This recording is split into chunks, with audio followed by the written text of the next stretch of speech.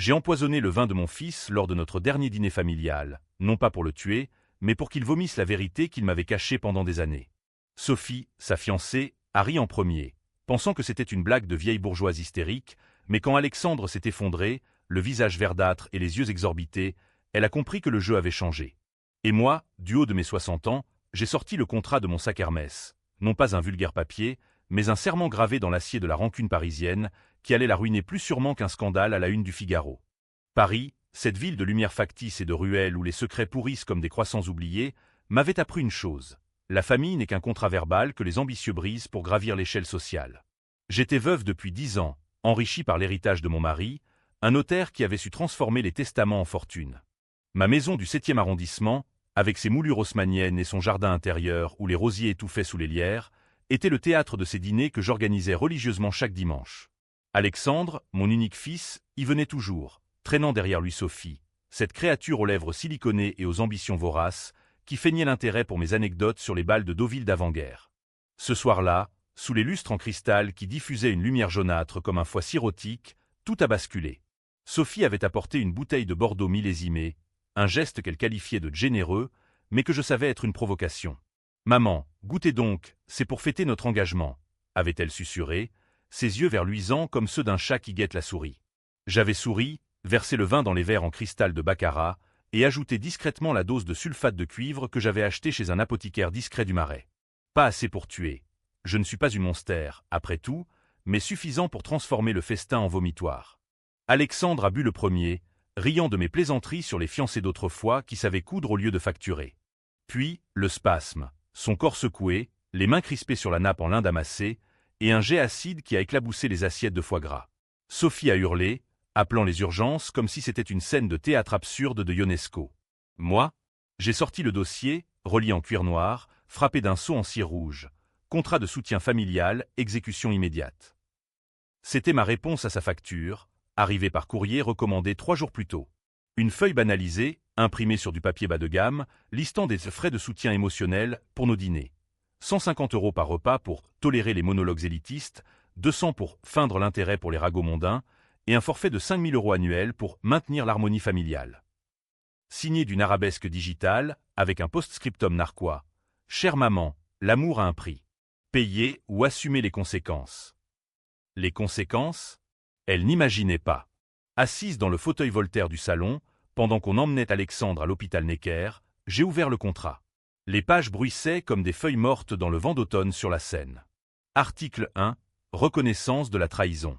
Sophie Dupont, née le 14 juillet 1992 à Lyon, alias Sophie Moreau dans ses précédents d'identité, s'engage à restituer intégralement les 247 000 € détournés du compte d'Alexandre via des virements frauduleux masqués en cadeau.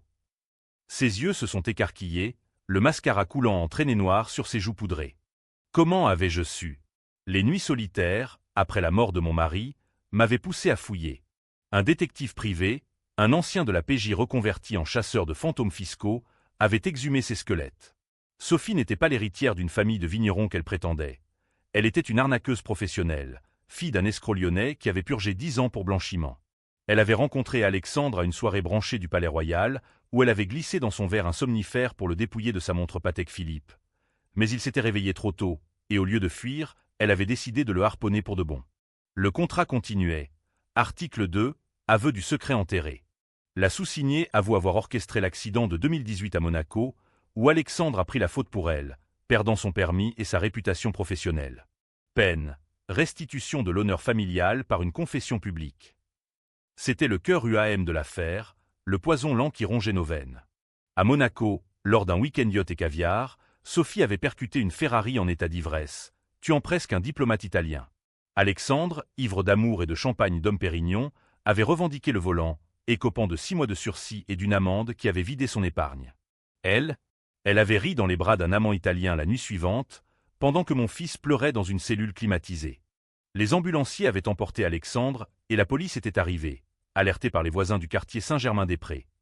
Sophie, encore tremblante, avait essayé de me arracher le dossier, griffant mes avant-bras comme une furie de racines. « Vous bluffez, vieille sorcière. C'est du chantage. » J'ai ri, un rire sec comme le Mistral provençal. « Non, ma chère. C'est de la justice contractuelle. » Signé où je publie tout sur LinkedIn, avec copie à Le Monde et à votre futur beau-père, le ministre des Finances. » Elle a signé, les mains tremblantes, sur la table de marbre de la cuisine, où les restes du dîner refroidissaient encore. Mais ce n'était que le début. La vengeance, à la française, n'est pas un coup de poignard. C'est une lente érosion, comme la Loire qui ronge ses falaises calcaires.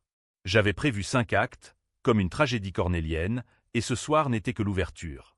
Les jours suivants furent un tourbillon de silence pesant et de regards obliques, comme dans ces salons parisiens où les ragots circulent plus vite que le Beaujolais.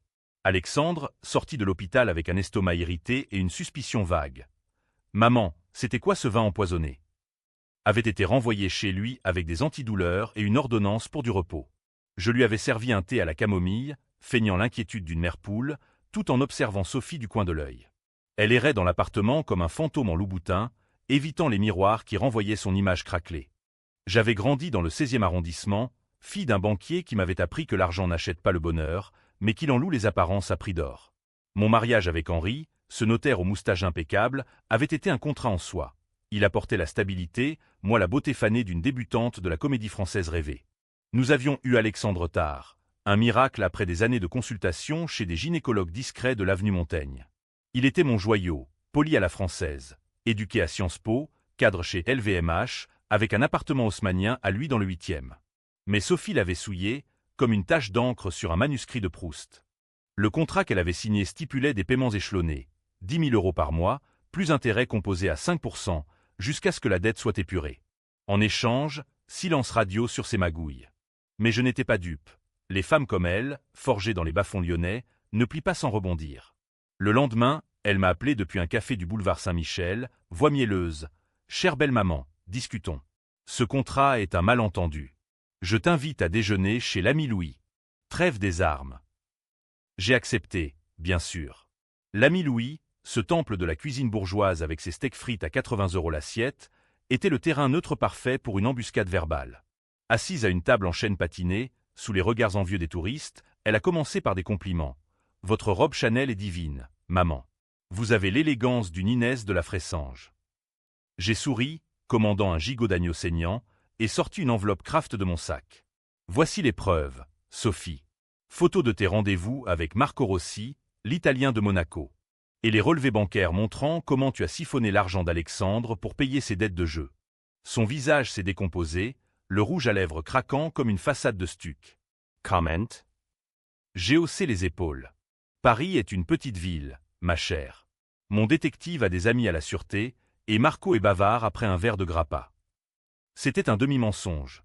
Marco, ce playboy transalpin aux dettes plus hautes que la Tour Eiffel, avait craqué lors d'une filature au Crazy Horse. Il avait tout avoué. Comment Sophie l'avait utilisé pour couvrir l'accident, comment elle avait promis à Alexandre un avenir radieux tout en le vidant de ses économies. Tu gagnes bien ta vie, non? Chez Dior, comme styliste junior. Ai-je poursuivi, piquant dans mon agneau. Elle a hoché la tête, les ongles rongés cachés sous la nappe. Alors pourquoi? Pourquoi mon fils? Les larmes ont coulé, théâtrales comme dans une pièce de boulevard. J'aime Alexandre, vraiment. Mais la vie est dure. Mon père. Il m'a appris que sans argent, on n'est rien. J'ai voulu nous construire un nid pour notre mariage. Mensonge. Le détective avait révélé plus. Sophie avait un enfant caché, un garçon de 7 ans placé en foyer à Lyon, fruit d'une union avec un dealer local. Elle l'avait abandonné pour grimper l'échelle parisienne, et les virements d'Alexandre servaient à payer un avocat pour effacer ses traces parentales. Article 3 du contrat, réintégration familiale. Tu vas récupérer ton fils, ou je le fais savoir à Alexandre. Imagine sa tête quand il apprendra qu'il finance un fantôme. Elle a pâli, repoussant son assiette de sole meunière intacte. C'est du chantage. Non, c'est de l'équité. À la française, œil pour œil, apéritif pour apéritif. Nous avons quitté le restaurant sous une pluie fine, typique de ce décembre parisien où les parapluies noirs se fondent dans la nuit précoce. Elle m'a serré la main, promettant paiement immédiat, mais je voyais dans ses yeux le calcul. La contre-attaque se tramait. De retour chez moi, j'ai ouvert une bouteille de Château Margaux 1982, l'année de naissance d'Alexandre, et j'ai trinqué seul à la fenêtre donnant sur les toits de zinc. La ville bruissait de sirènes et de rires étouffés des brasseries. Mon téléphone a sonné, numéro inconnu. Madame? C'est Marco. Sophie m'a dit pour le contrat. Aidez-moi, je sais des choses sur elle. Des choses qui pourraient vous intéresser. pour la vengeance.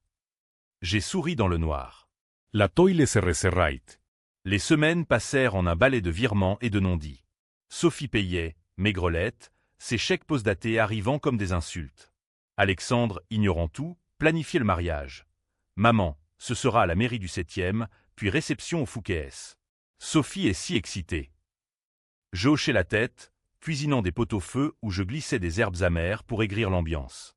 Mais la trahison profonde, celle qui me rongeait les nuits, était plus intime, Alexandre savait. Pas tout, mais assez. Lors d'une confession avinée, un soir de Bastille, il m'avait murmuré « Maman, Sophie a des dettes. J'ai payé pour elle, à Monaco. Ne dis rien, s'il te plaît. » Il avait pris la faute pour elle, Gan Titaï, comme un martyr chrétien dans une cathédrale gothique. Mon fils, mon pur sang, souillé par cette vipère. Le contrat n'était plus qu'un outil. La vengeance devenait personnelle, un duel à la lumière des réverbères gaspillés. Un matin de brouillard, alors que je marchais le long de la Seine, un corbeau s'est posé sur la rambarde, croassant comme un avertissement. Mon portable a vibré, un email de Sophie. J'ai payé le mois. Mais si tu continues, Alexandre apprendra pour le vin. Menace. J'ai ri, effaçant le message. Le prochain dîner approchait, et avec lui, l'acte 2, la révélation.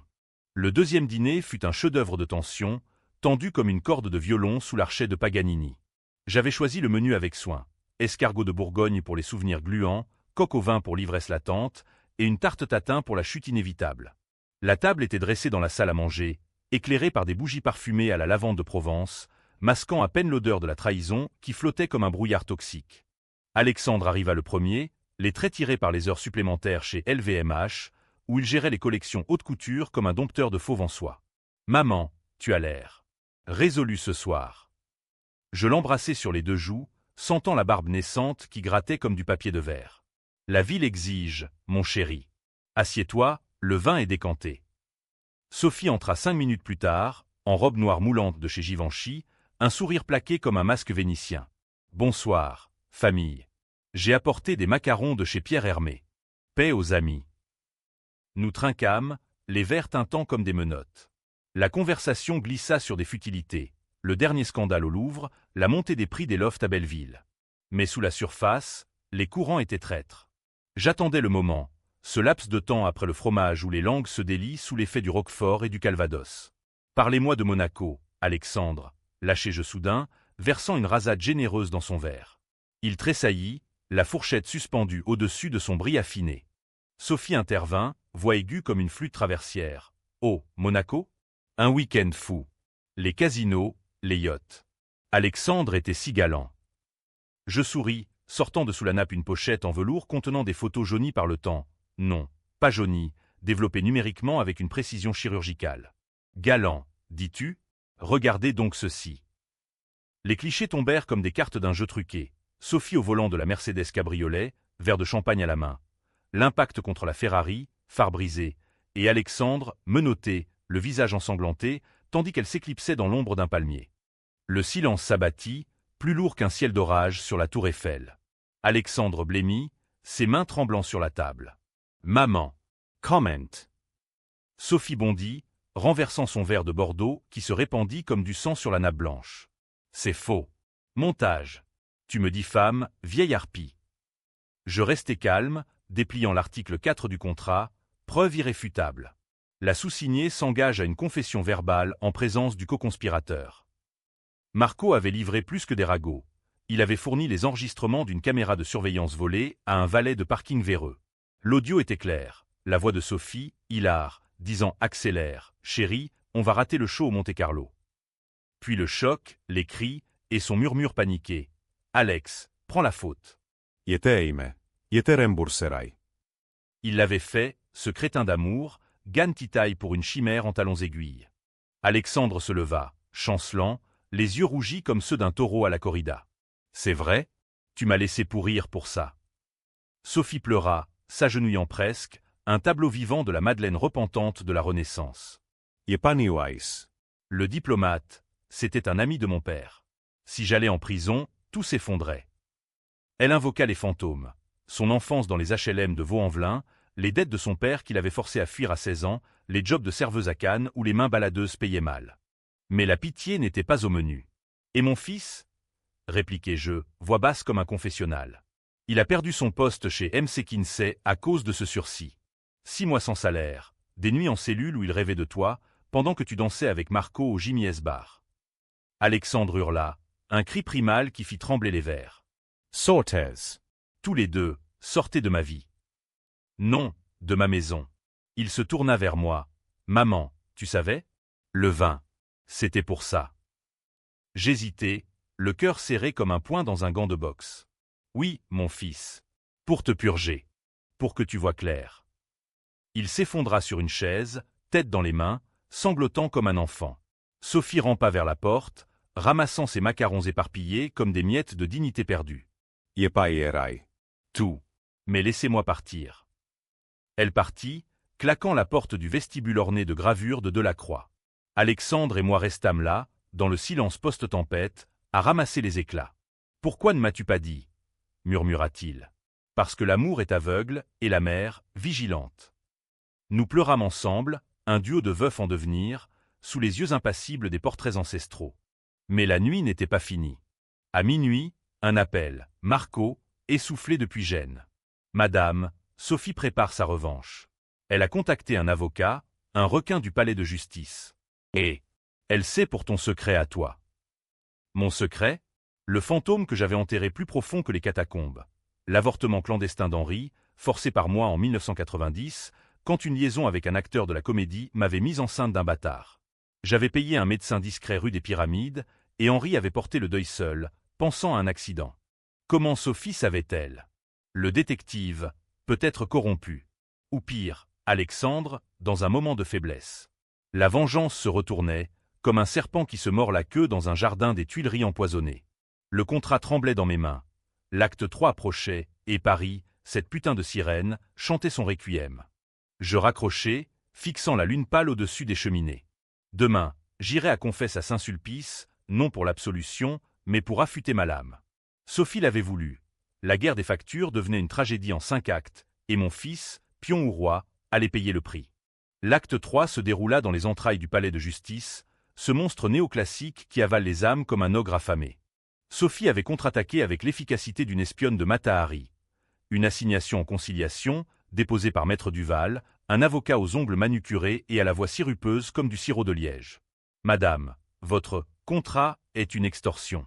Ma cliente exige 500 000 € de dommages et intérêts pour diffamation et atteinte à la vie privée. » Nous étions dans une salle aux lambris sombres, odeur de cire et de vieux parchemins, où les échos des jugements passés murmuraient encore. Je m'assis, dos droit comme une duchesse à Versailles, mon tailleur Chanel gris perle contrastant avec la robe criarde de Sophie, un imprimé léopard qui hurlait son désespoir. Alexandre n'était pas là. Il avait refusé, cloîtré dans son appartement, noyé dans le whisky single malt et les rediffusions de films de Truffaut. « Montrez-moi vos preuves, maître, » dis-je calmement, étalant mes propres dossiers comme un éventail mortel. Duval ricana, un son gras comme un pâté en croûte. Votre fils a avoué, sous serment. Il savait pour le vin empoisonné. Tentative d'homicide, madame. La police est saisie. Mon cœur sauta un battement, mais je tins bon, citant l'article 5, immunité conditionnelle. En échange de la confession monégasque, allègement des poursuites. Sophie intervint, voix chevrotante. Tu as tout gâché. J'aimais Alexandre, mais toi, avec ton argent et tes secrets, tu nous as séparés. Ces lancements face continuaient. D'abord la victime, puis la séductrice repentie, maintenant la furie vengeresse. Et ton fils caché? Lâchai-je, baissant la voix pour que Duval n'entende pas. Ses yeux s'écarquillèrent. Bluff réussi. Non, pas tout à fait. Elle se pencha, murmurant. Le petit Lucas? Il est à Lyon, en sécurité. Mais si tu pouches, je dis tout à Alexandre sur ton bébé perdu. Henri t'a pardonné. Mais ton fils? Il te aira. Le secret chonju, celui que j'avais enfoui sous des couches de respectabilité, remontait comme un cadavre gonflé par la Seine. En 1990, enceinte de 6 mois d'un amant volage, un comédien aux yeux verts, ironie du sort comme ceux de Sophie, j'avais supplié Henri de payer l'avortement. Illégal, risqué, dans une clinique crasseuse près de Belleville. L'enfant, une fille, n'avait jamais vu la lumière. Henri, brisé, avait porté le deuil en silence, attribuant notre infertilité à un malheur divin. Alexandre, né des années plus tard via FIV, était mon salut, mais ce fantôme me hantait lors des vêpres à Notre-Dame. Duval tapa du poing. Restons au fait. Votre contrat est nul. Pas de considération valable. Je souris, sortant l'arme fatale. Un enregistrement audio de Marco, jurant sur la Vierge de Guadalupe que Sophie avait comploté l'accident pour hériter via un faux testament. Et voici les virements, 247 000 €, tracés via blockchain. Fraude fiscale, maître. Appelez les impôts, si vous osez. La salle bascula. Duval blêmit, Sophie se tordit les mains comme une héroïne de Hugo. Je signe ce que tu veux. Arrête ça. Conciliation accordée. Elle remboursait double, abandonnait les poursuites, et confessait à Alexandre par lettre recommandée. Victoire? Perique. En sortant sous le porche gothique, pluie battante sur les statues de la justice aveugle, je sentis le poids, mon secret suintait, prêt à éclater. Rentré chez moi, je trouvai Alexandre sur le pas de la porte, valise à la main. « Maman, j'ai lu la lettre de Sophie. » Monaco. C'était pour elle. Ses yeux, rougis par les larmes et l'insomnie, me transperçaient. Je l'invitai à entrer, servant du cognac dans des ballons en cristal. « Oui, mon fils. Et plus. Elle t'a utilisé comme un pion sur l'échiquier de la Côte d'Azur. » Il avala d'un trait, toussant. « Et toi? Le détective, le vin. Tu es devenue une justicière. » Je baissai les yeux sur mes mains, veinées comme une carte routière de France. « Pour te protéger. Comme toujours. » Silence. Puis, j'ai fouillé tes papiers, maman. Une lettre d'un médecin, 1990. Un avortement. C'est quoi, ce secret? Le monde s'effondra. Sophie avait liqué, via un contact au palais. Alexandre hurla. Tu as tué ma sœur. Pour papa? Pour ton amant? Non, pas tué, effacé. Les mots se bousculèrent. L'amant, la panique, le choix d'Henri. Ton père a porté ça seul, pour m'épargner. Tu es notre miracle, Alexandre. Il recula, visage tordu de dégoût. Tu es pire qu'elle. Au moins, Sophie assume ses dettes. Toi, tu enterres les morts. Il partit, claquant la porte, laissant un vide plus froid que l'hiver normand. Seul, je m'effondrai sur le tapis persan, sanglots étouffés dans les coussins brodés. La trahison était double. Celle de Sophie, superficielle comme un strass, et la mienne, profonde comme les fondations de la Bastille. Le contrat, froissé dans ma poche, n'était plus qu'un bout de papier moite. Cette nuit-là, je rêvais de la petite, une fillette aux boucles blondes courant dans les Tuileries, poursuivie par des ombres en robe de deuil. Réveil en sueur, aube grise filtrant par les volets. Téléphone, Marco. Elle s'enfuit à Lyon. Pour le gamin. Mais elle prépare un coup, un article anonyme dans Gala, sur tes crimes. La contre-vengeance. J'appelai mon propre avocat, un requin du barreau plus affûté que Duval. Bloquez-la. Et préparez l'acte 4, la confrontation finale. Paris s'éveillait, klaxons et odeur de baguettes fraîches. Mais dans mon jardin intérieur, les rosiers fanés murmuraient. La famille est un contrat brisé, et la mère, le notaire des âmes damnées. L'acte 4 fut une descente aux enfers lyonnais, cette ville aux traboules sombres où les secrets se faufilent comme des rats dans les égouts. J'avais loué une TGV de première classe, siège cuir et champagne gratuit, pour masquer le nœud dans mon estomac. Objectif. Intercepter Sophie avant qu'elle n'atteigne le foyer où dormait Lucas, son fils abandonné, ce petit fantôme de 7 ans aux yeux vers hérité d'un père dealer. Alexandre m'avait banni par SMS. Ne m'appelle plus. Traîtresse. Le mot cognait comme un coup de trique. Lyon m'accueillit sous un ciel plombé, la Saône gonflée par les pluies automnales. Je pris un taxi vers le quartier de la Guillotière, ces ruelles pavées où l'odeur de cumin et de regret se mélange. Le foyer, un bâtiment gris aux fenêtres grillagées, était gardé par une assistante sociale aux lunettes épaisses. « Madame, vous pour qui ?»« Pour Sophie Dupont. Dites-lui que la grand-mère est là. » Mensonge pieux, j'étais la marâtre en chef. Sophie apparut 1 heure plus tard, essoufflée, sacoche Vuitton usée à l'épaule. « Toi, ici, tu me traques comme une chienne. » Nous nous assîmes sur un banc du jardin clos, entourés d'enfants criards jouant au foot avec un ballon dégonflé. Le contrat, article 6, réintégration. Va voir ton fils, assume. Elle rit, amère. Et après? Alexandre me hait, toi tu me ruines. Lucas. Il ne me connaît pas. La vulnérabilité craquelait son armure. Pour la première fois, je vis la fille de Lyon, pas la croqueuse de diamants. Pourquoi l'avoir laissée? Peur.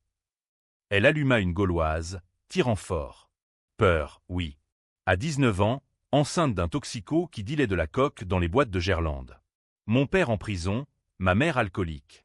J'ai fui à Paris, job de mannequin pour payer l'avocat qui a signé l'abandon. Puis à Alexandre. Il était propre, riche. J'ai voulu recommencer. Mais les recommencements sont des illusions, comme les vitraux de Fourvière qui promettent le paradis aux damnés. Et l'accident? Le chantage à Marco. Elle écrasa sa cigarette sous son talon. Marco était mon bouclier. Il connaissait le diplomate tué, un client de mon père. J'ai payé pour couvrir, mais Alexandre. Il a voulu jouer le héros. Je l'ai laissé, égoïste. Puis le vin, ton poison. Ça m'a réveillé. Reveal. Trop tard. Le gamin sortit, maigrelet, cheveux en bataille, tenant un camion en plastique. Maman. Sophie Sephigia, l'arme scoulante. Je reculai, spectatrice d'un drame en miniature. L'étreinte fut maladroite, sanglots étouffés, promesses chuchotées. Je t'emmène, Lucas. À Paris ou ailleurs. Loin des monstres. Monstre. Moi? La nuit tomba tôt, nous forçant à l'intérieur du foyer, une salle commune au néon blafard. Sophie signa un avenant au contrat, garde partagée, pension mensuelle de ma poche, non, de la sienne, via ses remboursements. Pourquoi m'aides-tu encore? Demanda-t-elle, Lucas endormi sur ses genoux. Parce que la vengeance n'est pas stérile. Elle engendre. Ton fils mérite mieux que nos ombres. Mais le twist guettait. Mon téléphone vibra. Alexandre. Maman, je suis à Lyon. L'avocat m'a dit. Pour la petite. Je pardonne. Viens à l'hôtel de ville. On parle. Cœur battant, je quittai le foyer, taxi vers le Vieux-Lyon. Il m'attendait sous les arches de la Saône, manteau Burberry trempé. J'ai lu les lettres d'Henri. Il t'aimait, malgré tout. Moi aussi.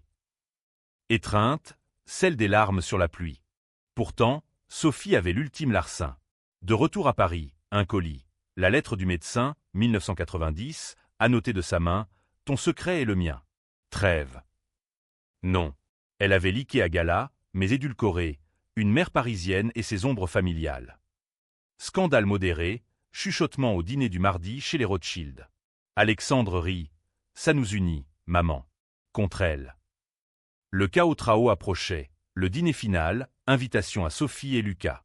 Decision gây tranh cãi, Park Dong, Overy. Les lecteurs, si c'était un roman, choisiraient quand? La justicière impitoyable ou la repentie? Moi, je versais le vin, neutre cette fois. À la famille recomposée. Mais sous la table, ma main serrait le contrat révisé, clause finale, optionnelle. La tension montait, UAM comme un opéra de Debussy. Le dîner final fut un climax cornélien, tendu comme la lame d'une guillotine sous la place de la Concorde.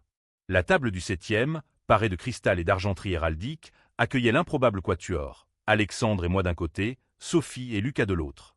Le gamin, timide, triturait sa fourchette devant une sole normande trop sophistiquée pour ses 7 ans. « C'est bon, mamie » demanda-t-il, me désignant ainsi d'un sourire édenté. J'acquiesçai, cœur pincé, mamie, le mot que je n'avais jamais porté. Sophie, sobre en twinset cachemire, évitait nos regards, se concentrant sur Lucas comme une louve protectrice. Alexandre, rasé de frais, servait le pouilly fumé avec une courtoisie forcée. À quoi trinquons-nous? À la paix. Son ton était neutre, mais ses yeux trahissaient la tempête. Pardonner, mais pas oublier. J'avais révisé le contrat la veille, chez un notaire du Palais, ajoutant l'article 7, pardon conditionnel. La famille recomposée s'engage à la transparence mutuelle, sous peine de dissolution irrévocable. La conversation patina sur des banalités. L'école de Lucas à Lyon, les projets de Sophie pour un job freelance en design, fini Dior, grâce à mes conseils. Puis, le pic, et Monaco? Lâcha Alexandre, posant son verre. Silence. Sophie inspira, voix chevrotante. J'ai menti. J'ai conduit, ivre. Tu as pris la faute par amour. Je regrette, chaque jour. Lucas leva les yeux. C'est quoi, Monaco? Rire nerveux, détournement, un endroit avec des voitures magiques, mon chéri. Mais le vrai twist surgit comme un coup de théâtre de Molière. Mon portable vibra discrètement. Un email anonyme, pièce jointe vidéo. Je l'ouvris sous la table. Marco, encore lui, depuis un yacht en Sardaigne. Image granuleuse. Sophie, la semaine passée, dans un café lyonnais, confiant à un journaliste de Voici, la vieille bourgeoise m'a piégé. Mais j'ai son secret, un meurtre d'enfant. Vengeance soon. Meurtre. Exagération, mais destructrice. Elle n'avait pas signé la trêve. Elle larmoyait double jeu, Mumeau jusqu'au bout. Je me levai, dossier en main, le posant au centre comme un artefact maudit. Article 7 bis, révocation. Sophie, tu as liqué. Ah voici, à gala. Ton fils paie pour tes mensonges. Elle pâlit, agrippant Lucas. Non, c'était pour me protéger. Tu m'as ruiné. Alexandre intervint, voix dure. Sortez. Emportez votre poison. Le chaos trao éclata. Cris, verre brisé, Lucas hurlant non. Décision Gaitran qu'est, je pouvais appeler la police, la ruiner définitivement, poursuite pour diffamation, perte de garde. Ou, pardonnez, pour le gamin. Les lecteurs chia PHE, justice impitoyable ou miséricorde hypocrite. Moi, le cœur déchiré, tendis la main. Pars. Avec lui. Mais paye. Et disparaît. Elle partit, traînant Lucas pleurant, porte claquant comme un glas. Alexandre et moi, seuls, ramassâmes les débris. Tu as bien fait, maman. Ou pas. Twist final. Des mois plus tard, une lettre de Lyon. Sophie, repentie vraie? Non, un chèque final, et une photo, Lucas, souriant, avec une poupée blonde. Pour ta petite sœur fantôme. Paix. Ambigu, Gaitranlin, rédemption ou nouveau piège. Paris cicatrise à nos plaies. Dîner à deux, promenade sur les quais, Alexandre reprenant vie chez LVMH. Moi, plus de contrats, que des testaments oraux. La vengeance, UAM étendue, s'achevait en BKCH douce. Famille brisée, mes liens reforgés dans le feu. Ou était-ce le contraire? La ville, indifférente, allumait ses lumières, et je souris dans le crépuscule. À la française, rien n'est jamais fini.